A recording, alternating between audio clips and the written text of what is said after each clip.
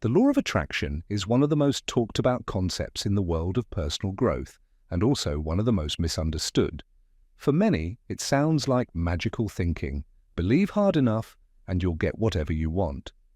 But that's not what this principle is really about.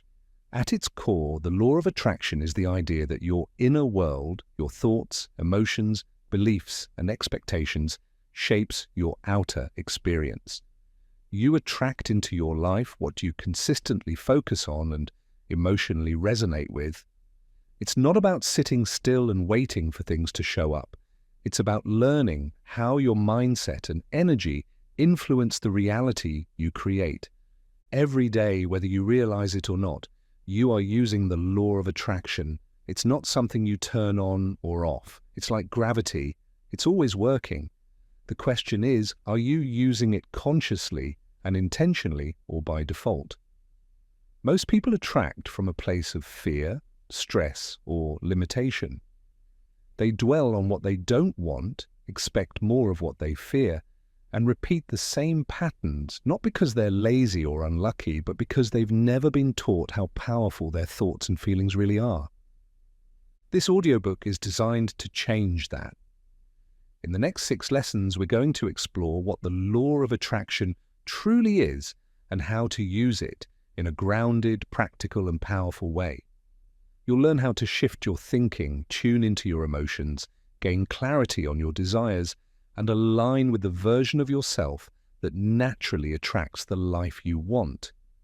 This is not about pretending bad things don't happen or forcing yourself to feel good all the time. It's about understanding how to consciously direct your mental and emotional energy in a way that supports your goals and unlocks your potential. The law of attraction isn't about avoiding action, it's about taking the right kind of action. When you're aligned with your vision, your steps forward feel clear, intuitive, and energized. You stop forcing and start flowing. You begin to trust your decisions. You feel more at peace even before the results arrive. And eventually you begin to see the results match your inner shift. Better opportunities, deeper relationships, more ease, and more impact. We'll cover everything from thought patterns and emotional alignment to letting go, trusting the process, and becoming a person who receives with confidence. Each lesson will offer you not only insight, but steps you can begin applying right away. By the end, you won't just understand the law of attraction, you'll know how to live it every day. Let's begin with Lesson 1. Your thoughts shape your reality. If there's one thing that defines the law of attraction, it's this. Your thoughts are powerful. They're not just passing ideas or background noise. They're the very foundation of the reality you live in. Every thought you repeat to yourself begins to shape your beliefs, and your beliefs shape how you feel, how you act, and what you expect. Over time, those expectations begin to influence the situations, people, and opportunities that show up in your life. And this isn't philosophy, it's how the brain works. Your mind is like a filter. Out of the billions of bits of information around you every day, your brain is constantly choosing what to focus on, and it chooses based on what you believe to be important, true, or possible. That's why 2 people can walk into the same room and have completely different experiences. One sees opportunity, the other sees risk. One sees beauty, the other sees flaws. It's not the room that's different, it's their lens. That lens is built by thought. And the thoughts you repeat, consciously or unconsciously, are the blueprint. If you constantly think, "I never have enough money," your mind will find proof of that lack. You'll notice every bill, every expense, and every time someone else seems more successful. You'll reinforce the belief that money is hard to come by, and your actions will reflect that belief. You might avoid investing, undercharge for your work, or feel uncomfortable receiving, all because of a thought you've rehearsed so often it became your truth. Now flip it. If your dominant thought is, "I always find a way to increase my income," your brain will start to filter for possibility. You'll notice opportunities, meet new contacts, think more creatively, and begin to make different choices. And over time, that belief becomes a self-fulfilling prophecy, not because of magic, but because of mental alignment. This is the first layer of the law of attraction, understanding that your inner dialogue is more than just commentary, it's command. Of course, one positive thought doesn't cancel out years of negative conditioning. That's where most people get frustrated. They try to think positively for a day or two, then go back to their old habits when nothing changes immediately. But the law of attraction isn't about occasional effort, it's about consistent alignment. Your outer life is a delayed reflection of your inner conversation. So if you want your life to look different in a few months, your thoughts need to change today and stay changed tomorrow. You don't need to be perfect. You don't need to never have doubts. But you do need to become more conscious. Start listening to your thoughts. Notice the patterns. Ask yourself, if this thought became true, would I want to live in that reality? If not, choose a better one. Create a mental script that matches what you actually want, not what you fear. One of the simplest practices is to begin every day with a clear intention. Instead of checking your phone or diving into stress, pause and ask, what do I want to experience today? Who do I want to be? Then pick a thought that reflects that and repeat it throughout your day. You'll be amazed how even small shifts in language begin to shift your mindset. I'm always overwhelmed becomes I'm learning how to prioritize what matters. Nothing ever works out for me becomes things are always working out even when I can't see how yet. These new thoughts might feel unfamiliar at first, but keep going. You're rewiring your reality. Your thoughts are the starting point of manifestation. They are the seeds. What you plant is what you grow. And the more attention and repetition you give a thought, the more it takes root, not just in your mind, but in your life.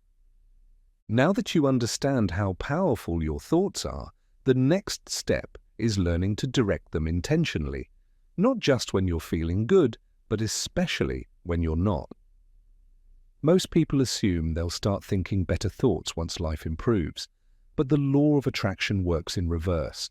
Life starts to improve once you start thinking better thoughts. That's because your current reality is a reflection of yesterday's thinking, and your future is being built by the thoughts you're having today.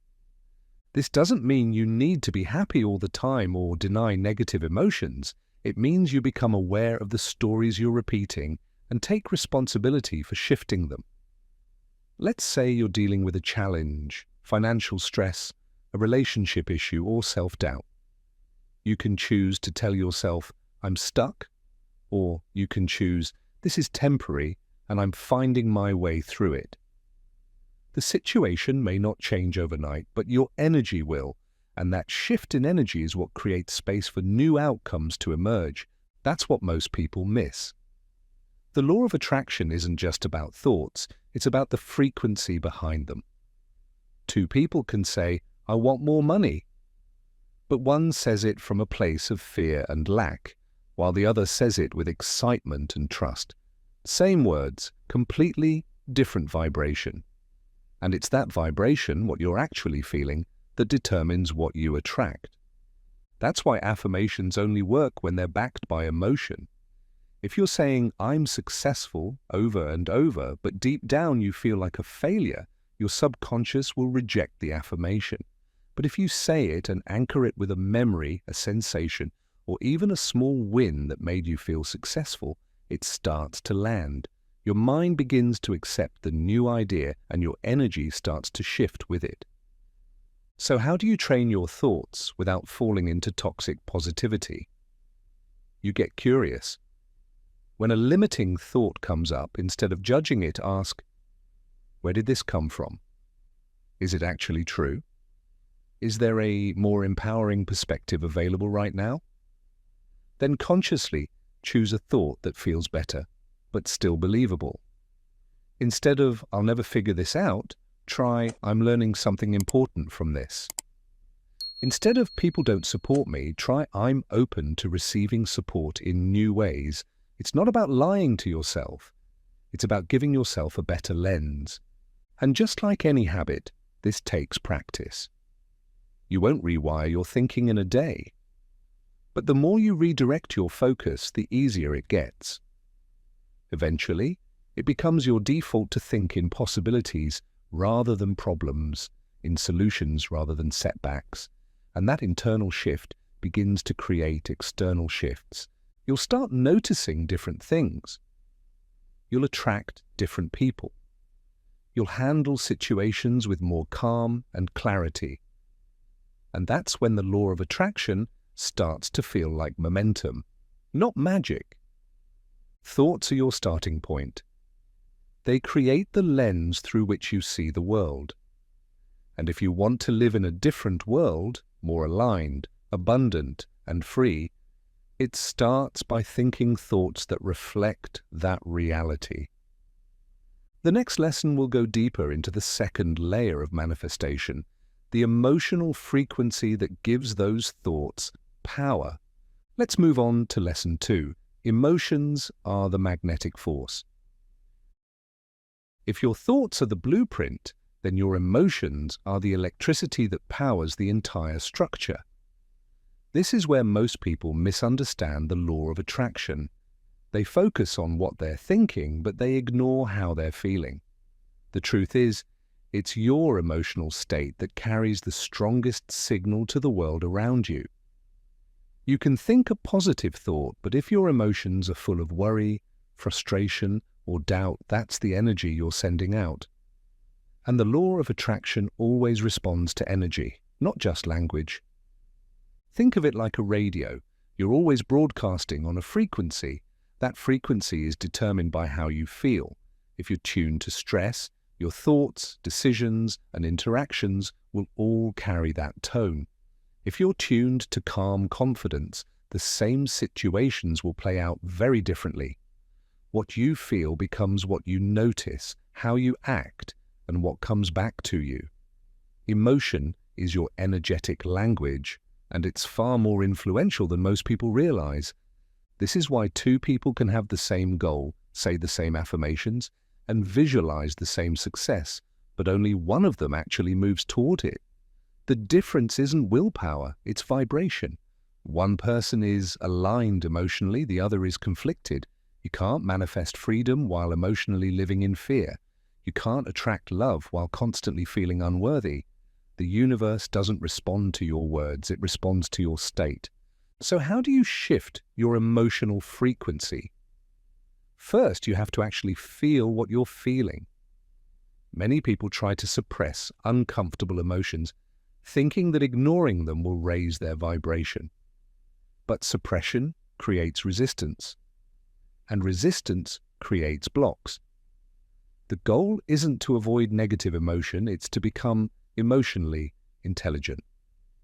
That means noticing, naming, and moving through what you feel without getting stuck there. When something triggers you, a setback, a rejection, a fear, pause, breathe. Ask yourself, what am I actually feeling? Is it anger, sadness, shame, anxiety? Once you name it, let it move through your body. Cry, journal, walk, talk to someone. Then, and only then, redirect toward what you want to feel. Don't skip the process. Emotions are energy in motion. When you honor them, they move. When you resist them, they stay stuck. The second step is to build a habit of emotional awareness. Throughout your day, check in with yourself. What am I feeling right now? Is this how I want to feel? If not, take 5 minutes to shift. You can use music, breathwork, movement, nature, or even simple gratitude. These are emotional tools, and over time they help you raise your baseline vibration, not by faking happiness, but by cultivating emotional flexibility. This is also where visualization becomes powerful, not just because of what you see, but because of what you feel. Don't just picture your ideal life, Feel what it would be like to live it. Feel the relief of financial freedom, the joy of healthy relationships, the peace of inner stability. When you generate those emotions now, you match the frequency of what you want, and that's what pulls it towards you. You are not trying to feel good all the time. That's not realistic. But the more time you spend in elevated emotional states, calm, confident, grateful, open, the more you align with outcomes that reflect those states. That's not magic, that's alignment. Understanding that emotions are the magnet means you now have access to one of the most powerful tools in manifestation, emotional rehearsal. Just like athletes visualize and feel themselves winning before a game, you can use the same principle to train your energy to match the outcomes you want. Instead of waiting until something happens to feel successful, fulfilled, or loved, you begin to generate those feelings in advance. That's what makes manifestation faster and more natural because you're already tuned to receive it. For example, if you're manifesting a new job, don't just visualize the desk or the paycheck. Ask yourself, how would I feel waking up excited to go to work? How would I walk into the office if I knew I belonged there? How would I treat myself at the end of the day if I felt proud of my work? The more clearly you access those feelings, the more your subconscious starts to believe, this is who I am now. And once that shift happens internally, your behavior, energy, and decisions start aligning with the version of you who already has it. Now here's the catch. Sometimes, even when we know what we want, we don't allow ourselves to feel it. Why? Because part of us doesn't believe we deserve it. Emotional blocks like unworthiness, fear of disappointment, or guilt can create an invisible ceiling. You might visualize abundance but carry shame around money. You might desire love but fear rejection. These mixed signals confuse your energy, and that confusion delays manifestation. That's why emotional healing is so essential to using the law of attraction effectively. It's okay to acknowledge those blocks. In fact, that's the only way they dissolve. When you notice resistance, maybe you feel tense when visualizing success, or doubt creeps in after a moment of hope, pause and ask, what old story is still living in me? Maybe it's, I always mess things up, or people like me don't get to have that. Identify it, thank it for trying to protect you, and then choose again. You don't need to fight your old identity, you just need to stop feeding it. A useful exercise here is emotional contrast. Think about a time in your life when you felt completely at peace, even if only for a moment, or a time when you felt deeply appreciated, supported, or energized. Go back to that feeling, relive it in your body. That emotional memory becomes your new anchor. When doubt shows up, return to that state. Over time, you teach your nervous system that it's safe to feel good, that it's okay to let in what you're asking for. The law of attraction responds to your dominant emotional frequency, not your temporary one. That means you don't need to feel high vibes all day, every day.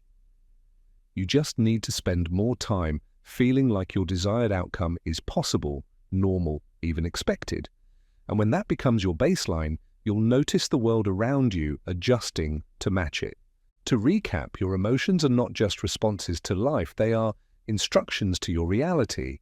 When you feel anxious, you prepare for stress. When you feel grateful, you prepare for more to be grateful for. When you feel empowered, you start making empowered choices. It all flows from within. In the next lesson, we'll talk about clarity, because knowing what you want and why is the fuel that drives the emotional energy you've just learned to master. Let's move on to Lesson 3. Clarity and intention are your power tools. One of the biggest reasons people struggle to manifest what they want is because they're not actually clear on what they're asking for. They have a general sense of wanting more money, better health, or happiness, but those are vague concepts, and vague goals create vague results. The law of attraction thrives on clarity and direction. The clearer your intention, the easier it becomes to align your thoughts, emotions, and actions around it. Think of your desire like setting a GPS. If you just type "somewhere nice," your navigation system can't help you. But if you enter a specific destination, one that excites you, one that makes sense to you, everything becomes easier.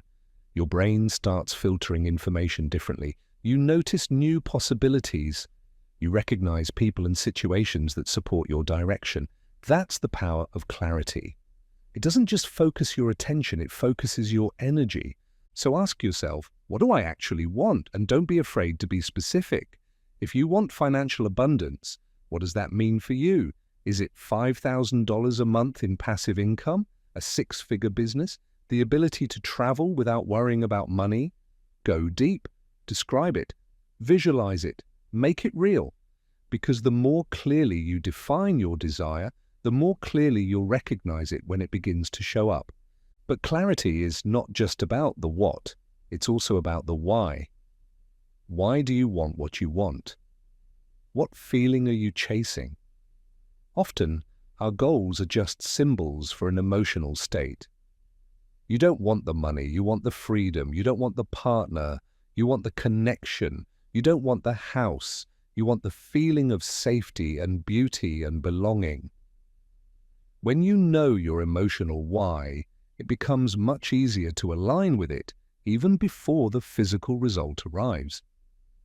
That's the secret most people miss. You can live in the emotional state of your goal now, and doing that accelerates the physical manifestation. Why? Because it tells your subconscious mind that this reality is safe, familiar, and welcome. It no longer feels like a fantasy, it feels like home. And your subconscious will always work to make you consistent with what feels like home. Setting intentions is how you bridge the gap between desire and belief. It's more than wishing. It's an active statement of creation. Every day you can wake up and say, "Today I intend to stay open to abundance. I intend to notice opportunities. I intend to align with calm confidence." You're not forcing results, you're guiding energy. You're becoming intentional about the state you carry, which shapes everything you do. Without clarity, your energy gets scattered. You chase too many goals. You say yes to things that don't serve you. You dilute your focus. But with clarity, your life simplifies. You start to know what's a yes, what's a no, and what aligns with your highest self. That's when manifestation becomes less effort and more flow. In the next part, we'll explore how to deal with doubt, indecision, and confusion, and how to stay connected to your intention even when things feel uncertain. Even with clear desires and strong intentions, doubt often sneaks in. You might know what you want, but a part of you still whispers, "What if it doesn't happen?" Or, "Who am I to want this?" That's normal. Doubt is not a sign you're doing it wrong. It's a sign you're expanding beyond what's familiar. The key is to not let doubt drive the car. Acknowledge it, but don't let it decide your direction. This is where clarity becomes your anchor.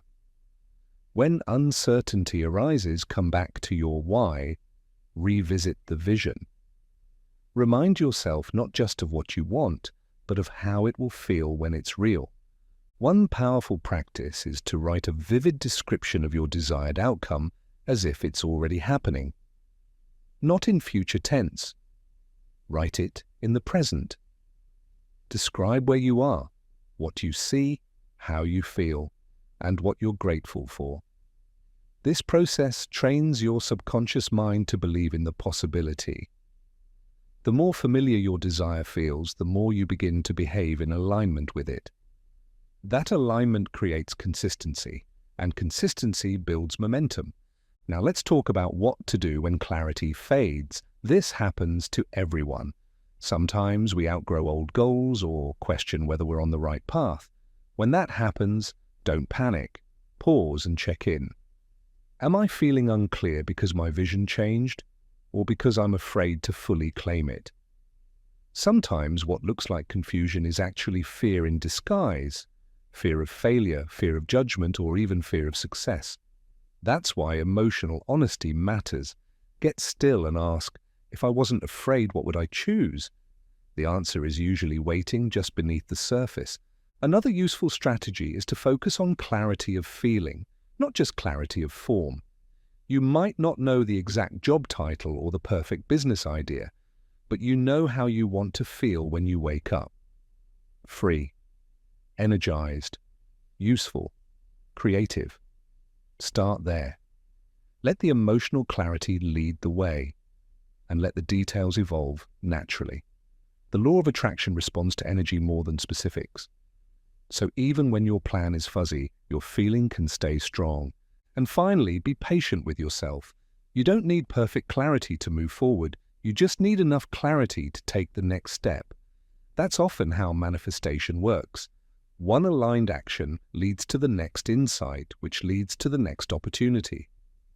It's a dance, not a checklist. And the more you trust the process, the more clarity you'll gain by doing, not just by thinking. Clarity and intention are power tools, not because they guarantee instant results, but because they give you direction. They focus your energy, strengthen your belief, and keep you connected to what matters. When you use them daily, they become habits, and those habits become the structure that manifestation builds on. In the next lesson, we'll explore one of the most misunderstood aspects of the law of attraction: action.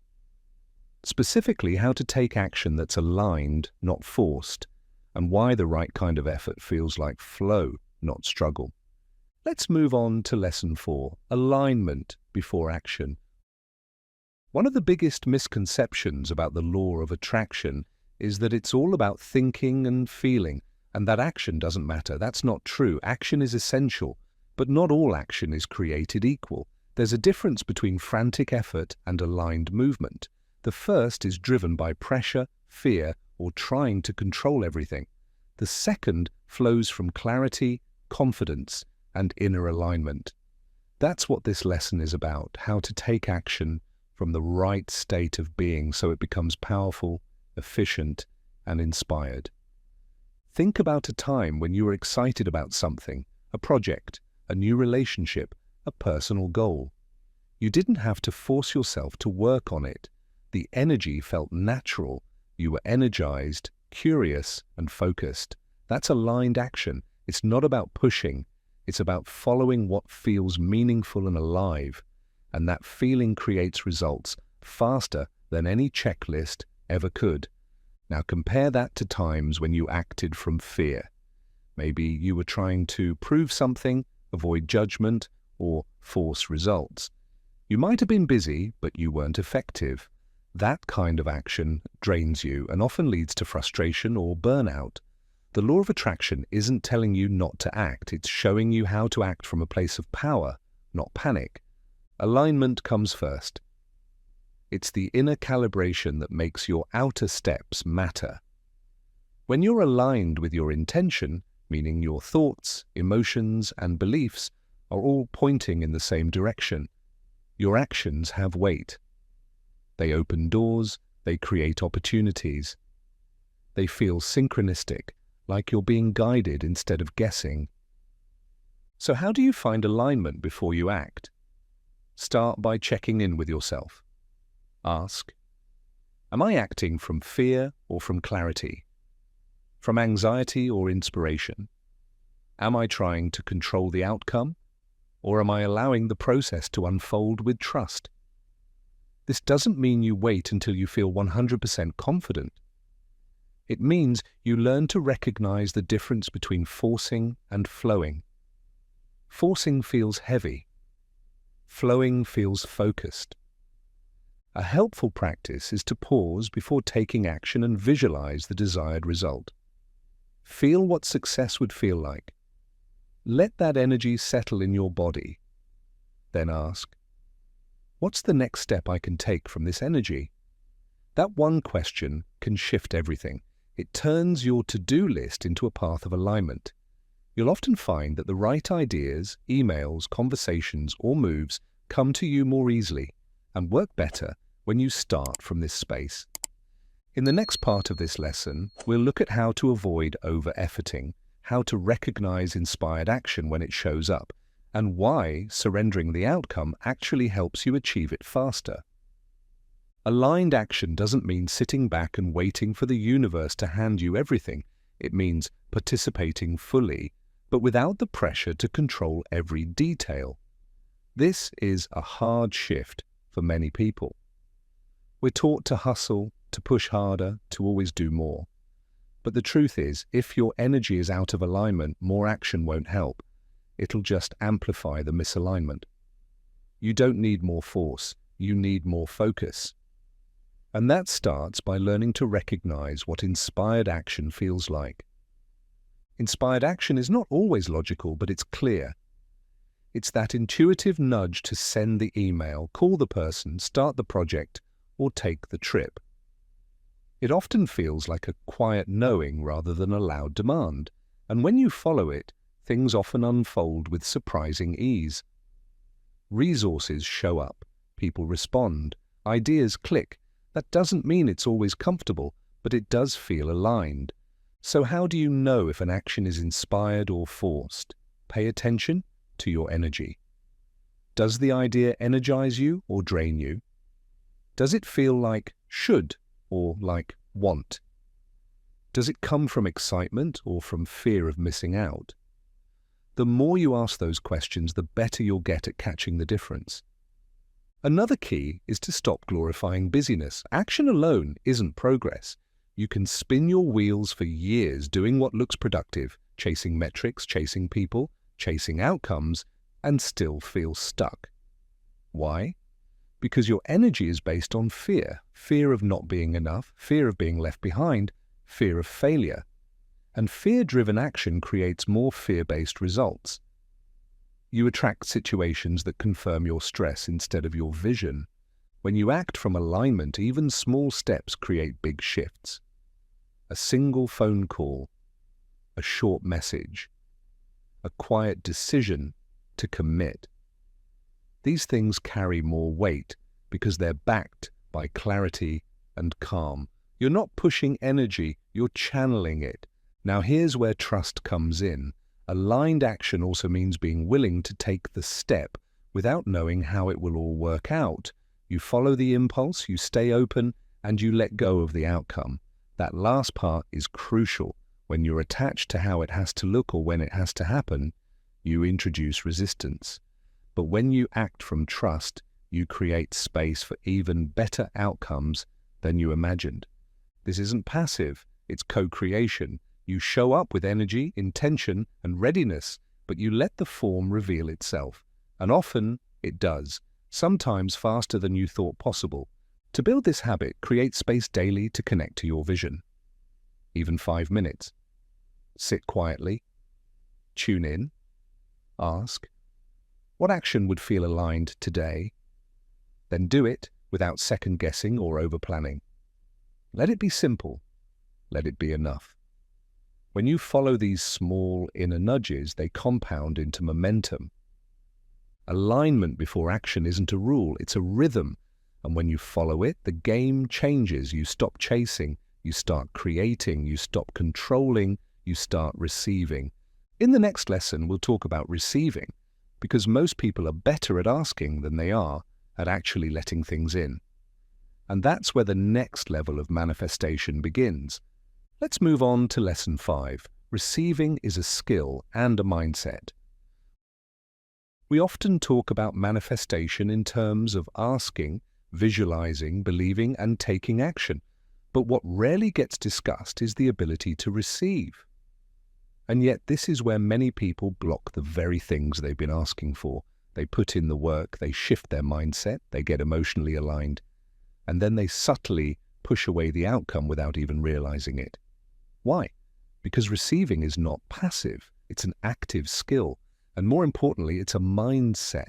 Most of us have been trained to strive, not to allow. We've been taught that things only come through hard work and sacrifice, that if something feels too easy, we must have missed something. So when life tries to give us what we've asked for, whether it's more money, praise, love, or opportunity, we flinch, we downplay it, we deflect it, or we find ways to delay it. Not because we don't want it, but because we don't feel fully safe letting it in. This is where inner work becomes critical, because receiving requires a foundation of worthiness. If deep down you don't feel worthy of success, you'll sabotage it. If you believe love must be earned, you'll unconsciously reject it when it arrives freely. The law of attraction can line up everything for you, but you still have to say yes to it. And that yes doesn't happen just in words.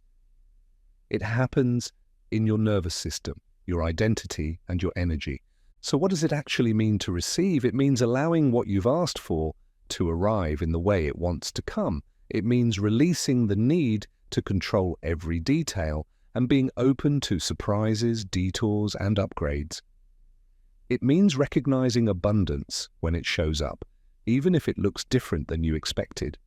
Sometimes what you want comes through a person, an opportunity, or a challenge that initially feels unfamiliar. If you're not in the mindset of receiving, you'll miss it, or you'll reject it out of habit. Receiving also means accepting help. This is hard for a lot of high achievers. They're great at giving, great at solving, great at being the strong one, but they struggle to let others support them. And yet, life often answers our intentions through other people. A conversation, an invitation, an offer. If you can't receive from others, you're not just blocking them. You're blocking the universe's ability to deliver through them. You can begin practicing this skill today in simple ways. When someone compliments you, receive it without brushing it off. When something good happens, pause and feel it. Let it land. When an opportunity comes, don't immediately question it or assume it's too good to be true. Ask yourself, if I were ready to receive, how would I respond? And then act from that place. Receiving also requires space. You can't receive something new if your life is too full, physically, mentally, or emotionally. That's why decluttering works, not just for your closet, but for your energy.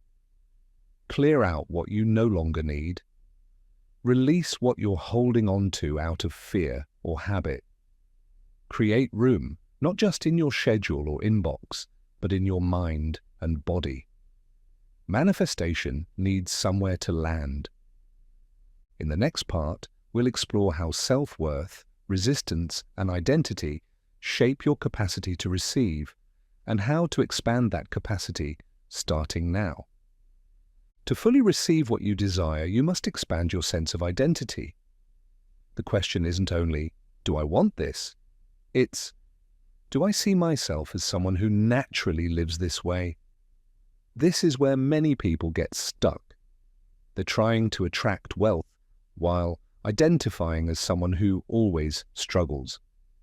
They want love while believing they're hard to love. They visualize abundance but feel uncomfortable when things start to get easy. Without a shift in identity, any success you create will feel unfamiliar, and your subconscious will pull you back toward the version of you that feels safe, even if it's less fulfilled. To receive more, you must become the kind of person who expects more, not with arrogance, but with alignment. That doesn't mean entitlement, it means trust. It means knowing that the life you're asking for is not a fantasy. It's a reflection of the real you beneath the fear, the doubt, and the conditioning. That version of you already exists. You're just stepping into it piece by piece. One way to practice this is through self-image journaling. Ask yourself daily, if I already had what I wanted, how would I feel? What would I believe about myself? How would I treat others? How would I move through the day? Then live from that version of you, even in small ways. Over time, you'll start to normalize what used to feel like a stretch. And when something feels normal, you stop pushing it away. Another key to receiving is learning to sit with discomfort, because sometimes what you want comes with growth, and growth often feels uncomfortable. Maybe more visibility triggers old fears. Maybe more money brings up responsibility. Maybe love brings up vulnerability. Receiving is not always relaxing. Sometimes it stretches you. But that stretch is a sign that you're evolving, not breaking.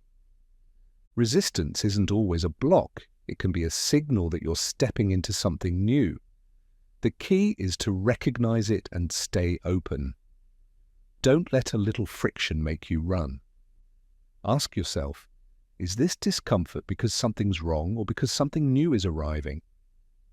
That one question can shift your whole perspective.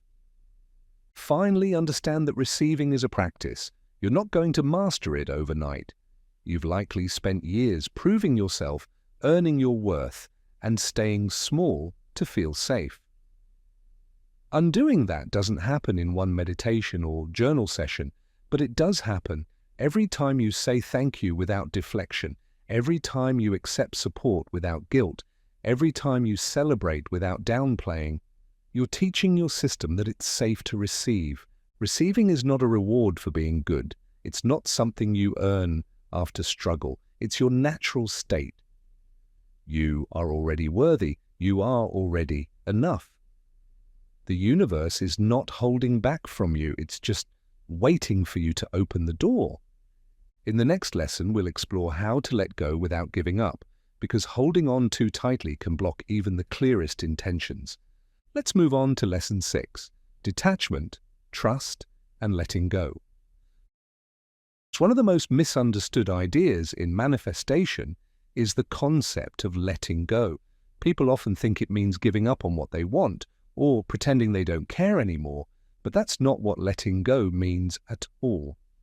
In the context of the law of attraction, letting go means releasing the need to control how and when your desire shows up, while fully trusting that it will. It's the final and often most powerful part of the manifestation process. When you cling tightly to your desire, obsessing over it, constantly checking whether it's happening yet, questioning the timing, or trying to force results, you're actually sending out a signal of lack. You're saying, I don't have it. And that emotional frequency keeps you aligned with not having. Detachment doesn't mean disinterest, it means emotional freedom. It means you're clear on what you want, open to receiving it, but not dependent on it to feel whole, happy, or safe. This is where trust comes in. Trust is the bridge between intention and manifestation. You've asked, you've aligned, you've taken inspired action. Now you trust that the universe is working on your behalf, even if you don't yet see the evidence. This kind of trust is not passive, it's powerful. It's the kind of trust that keeps your energy steady when results take longer than expected. It's the kind of trust that keeps you showing up, even when the path looks uncertain. Letting go also means letting go of timelines. One of the biggest blocks in manifestation is impatience. We set a goal, we visualize the outcome, and then we expect it to show up by Friday. And when it doesn't, we panic, doubt ourselves, or shift into desperate action. But manifestation is not Amazon Prime. It doesn't deliver on demand. It delivers based on alignment, readiness, and often in ways we didn't anticipate.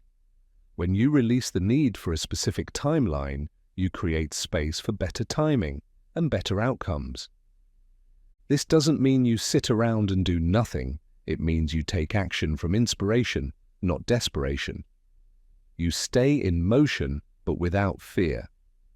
And when doubt creeps in, as it naturally will, you don't resist it. You observe it, breathe through it, and gently return to trust. You remind yourself, just because I can't see it yet doesn't mean it's not happening. Think of a seed planted underground. You water it. You nourish it. You don't dig it up every day to check its progress. You trust the process because you know how growth works. In the next part of this lesson, we'll talk about how surrender increases your receiving energy, how to balance desire with peace, and how to avoid the trap of needing your manifestation to prove your worth. Letting go doesn't mean lowering your standards or giving up on your goals. It means you stop trying to force them into existence. You hold your vision with clarity, but not with tension. You allow space for the universe to do its part. That space is where miracles happen because it's where you're no longer blocking or micromanaging the outcome. It's where your energy softens and things begin to flow to you instead of being chased. Surrender is not weakness, it's wisdom. It's the understanding that you don't need to carry the entire process alone. You are co-creating with something bigger than you. And when you release the emotional grip on how and when your desire must show up, you increase your capacity to receive. Why? Because you shift your state from resistance to receptivity. You no longer need the outcome to prove something. You already feel whole, grounded, and secure. That energy is magnetic. This is one of the most challenging transitions to make, especially if you're used to relying on control. Many of us were taught that success only comes through effort, struggle, and control. So when we finally allow ourselves to desire more ease, more joy, or more freedom, it can feel unfamiliar. The impulse is to go back to pushing, but remember, manifestation doesn't respond to pressure. It responds to alignment. When you're in a state of trust, you become open to new routes, better solutions, and surprising outcomes. Letting go also means letting go of needing your manifestation to complete you. If you believe you'll only feel worthy, confident, or happy once you get the thing, whether it's money, love, success, or recognition, you're handing your power over to something external. The law of attraction teaches the opposite. Feel it now and then it flows in. When you no longer need it to feel okay, you signal that you're already okay, and that attracts more of what supports that emotional state. So how do you practice letting go? Start by checking your attachment. Ask yourself, am I trying to control this? Am I obsessing over timing? Am I making this goal mean something about my worth? If the answer is yes, pause, breathe. Remind yourself that you've done your part. Your job is clarity, belief, and alignment. The rest is not your responsibility. Create rituals that help you reset. Meditation, nature, journaling, or even just walking in silence. These practices reconnect you to trust.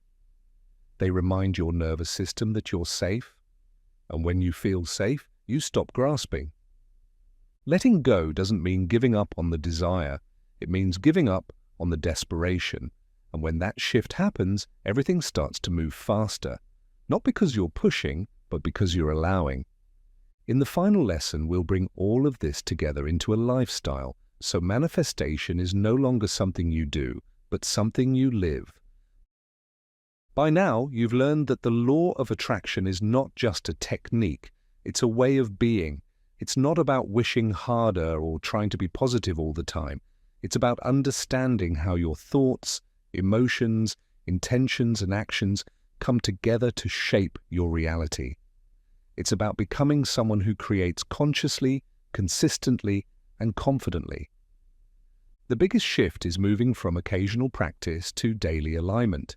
That means waking up with intention, checking in with your thoughts, tuning into your emotions, taking inspired action, and then letting go with trust. Not once a year, not when things go wrong, but every day. That's when manifestation stops being something you reach for and starts being how you live. You no longer wait for the external world to give you permission to feel good. You feel good on purpose. You no longer need proof to believe. You believe, and then create the proof. That's power. That's freedom. The truth is, the law of attraction is always working. Whether you're conscious of it or not, you're always attracting experiences that match your inner state. The only question is, are you attracting by default or by design. Now, you have the tools to choose. You know how to clarify what you want. You know how to align your energy and emotions. You understand the difference between inspired action and forced effort. You know how to receive and how to let go. These are not just steps, they are skills. And like any skill, they get stronger with practice. You won't get it perfect every day, and that's okay. This is not about perfection. It's about presence. The more you return to your inner alignment, the faster your outer world responds. And the more you live from intention, the more your life begins to reflect your highest vision. So let this be your reminder. You are powerful, not because you control everything, but because you choose how you show up. You choose what you believe. You choose how you feel. And that choice, repeated daily, changes everything. Keep choosing clarity. Keep choosing trust. Keep choosing alignment. Because when you do, the life you want doesn't just visit, it stays. Your future is responding to you now. So live like the version of you who already has it all. Because that version of you is who you truly are.